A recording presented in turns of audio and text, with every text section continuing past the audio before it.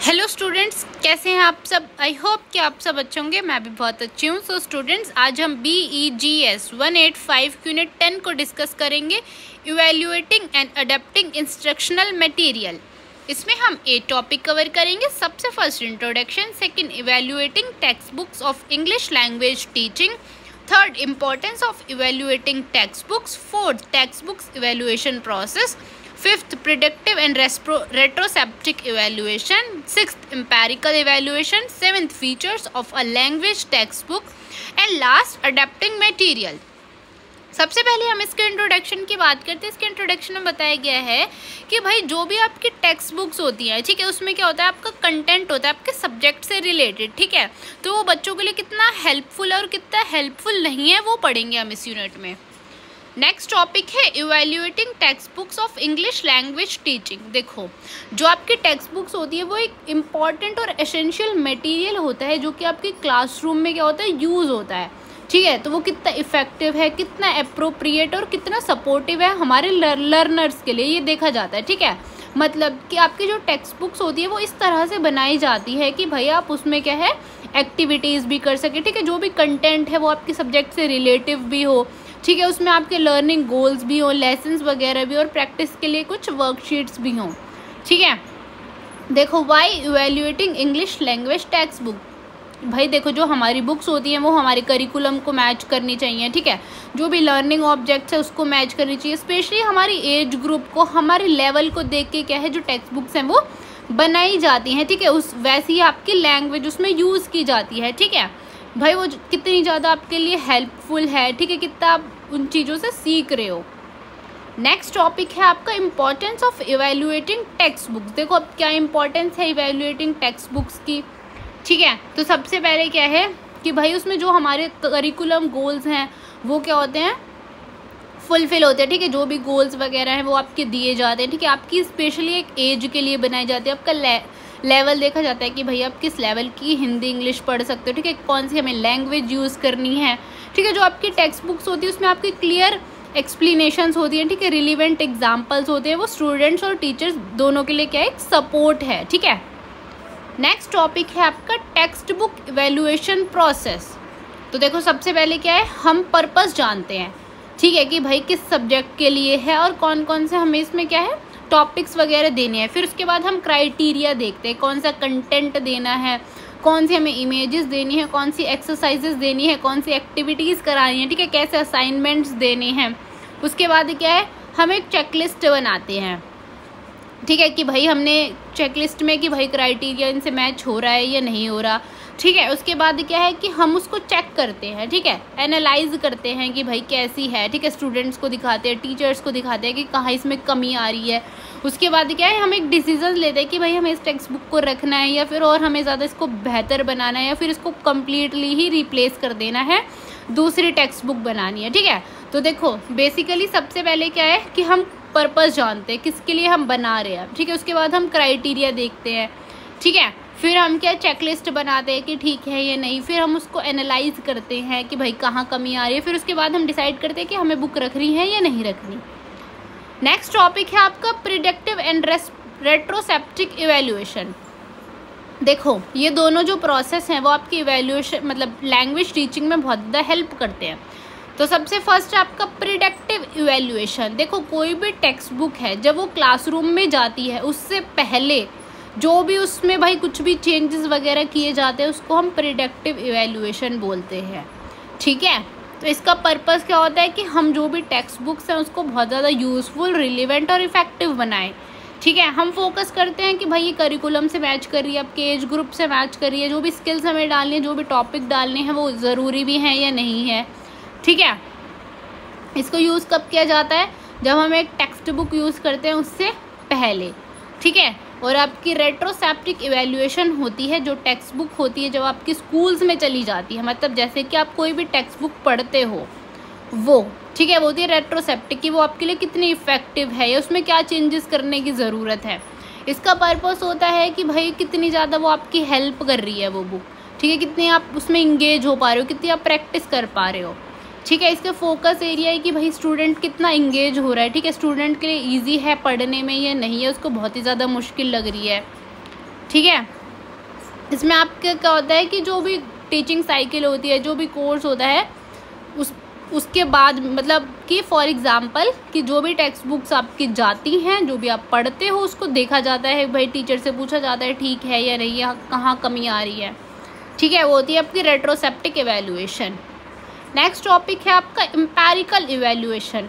देखो, empirical evaluation एक process होता है जो कि आपके रियल लाइफ क्लासरूम से, मतलब कि जो भी आपकी टेक्स्ट बुक्स होती है उसमें रियल डाटा लिखा होता है, रियल एविडेंस लिखे होते हैं। ठीक है, मतलब कि रिसर्च वगैरह करके उसमें क्या है, चीज़ें डाली जाती हैं। ठीक है, ऐसे एग्जांपल्स डाले जाते हैं कि जो आपकी रियल लाइफ से कनेक्टेड हो। ठीक है, फॉर एग्जांपल अभी जैसे आपने देखा है कि श्रीनगर में जो भी भाई हुआ है वो हमने टेक्स्ट बुक में डाल दिया। ठीक है, तो वो आपका रियल लाइफ का एग्जाम्पल डाला है हमने। ठीक है, इसमें आपके जो गोल्स होते हैं वो बिल्कुल क्लियर कट होते हैं। इससे बच्चे की ज़्यादा नॉलेज बढ़ती है कि भाई रियल लाइफ में क्या चल रहा है। ठीक है, क्योंकि किताबी ज्ञान देखो कहीं काम नहीं आता, रियल लाइफ ज्ञान ही सबसे इम्पॉर्टेंट होता है। ठीक है, जो भी डाटा होता है उसमें वो आपका भाई बहुत ज़्यादा रिसर्च करके फिर डाला जाता है। ठीक है, इसका कंक्लूज़न है कि आप जो चीज़ें हैं वो ज़्यादा से ज़्यादा सीख सके रियल लाइफ की भी।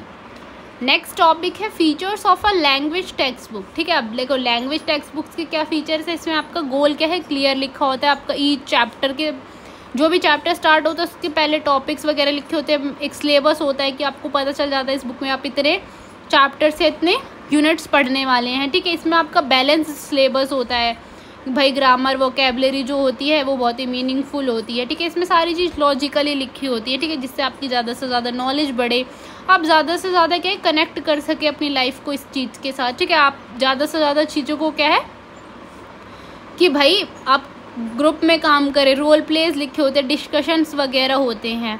ठीक है, नेक्स्ट टॉपिक है अडेप्टिंग मटेरियल्स। देखो अडेप्टिंग मटेरियल्स कौन से होते हैं। Adapting materials means making change to existing teaching learning resources.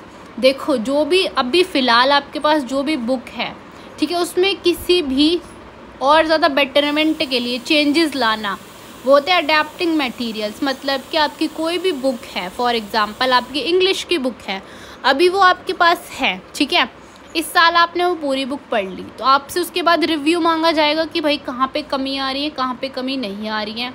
ठीक है, ताकि वो और मटेरियल जो है आने वाले बच्चों के लिए और ज़्यादा रिलेवेंट हो और इफ़ेक्टिव हो और इंक्लूसिव हो।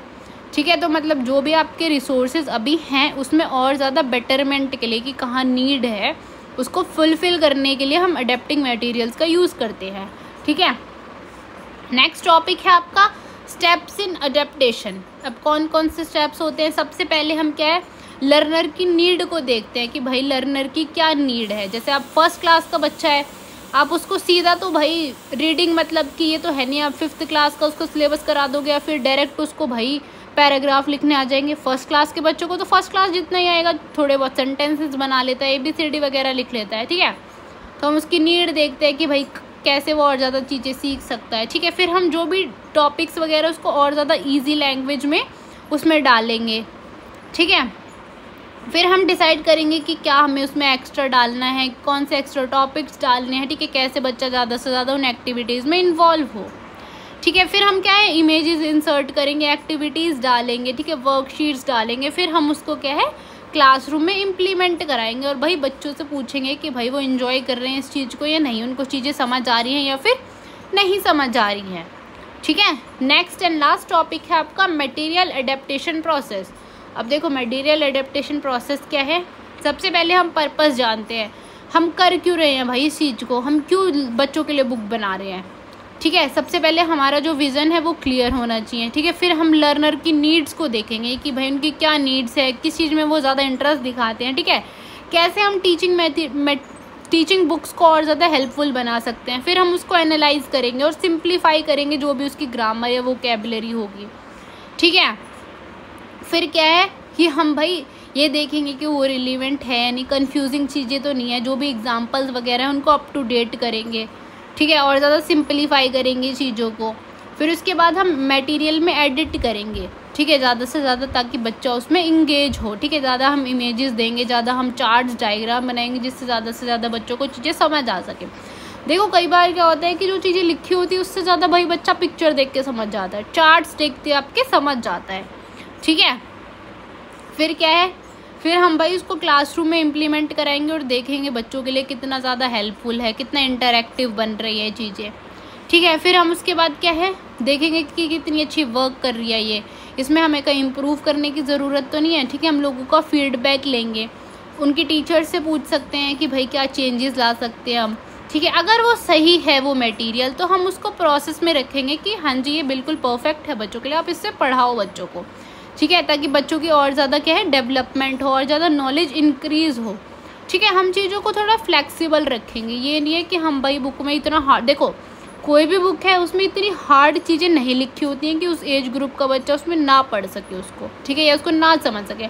अब कोई बच्चा नालायक है तो उसकी बात अलग है, वो पढ़ना ही नहीं चाहता, इंटरेस्ट ही नहीं दिखाना चाहता, वरना जिस एज ग्रुप या जिस क्लास की वो बुक्स होती हैं वो उन बच्चों के हिसाब से ही बनी होती है, ठीक है। हम इतनी मुश्किल चीज़ें तो कोई नहीं बनाता है कि भाई फर्स्ट क्लास के लिए आप 10th क्लास का तो कुछ कर नहीं सकते हो, 5th क्लास का तो आप कर नहीं सकते हो, ठीक है। तो हम ऐसा टॉपिक्स डालते हैं उन टेक्स्ट बुक्स में जो कि बच्चों के लिए रिलीवेंट हो, ठीक है। जैसे जो छोटे क्लासेस होते हैं उसमें हम ज़्यादा से ज़्यादा फ़ोटोज़ वगैरह डालते हैं क्योंकि बच्चे फ़ोटोज़ देख के जल्दी समझ जाते हैं चीज़ों को, तो उसमें उनकी जितनी इंग्लिश वो समझ पाते हैं सिर्फ उतनी ही इंग्लिश उसमें हम डालते हैं, ठीक है। आई होप कि आपको ये यूनिट समझ आई होगी। अगर फिर भी आपको कोई डाउट है तो आप मेरे से कमेंट्स में पूछ सकते हैं।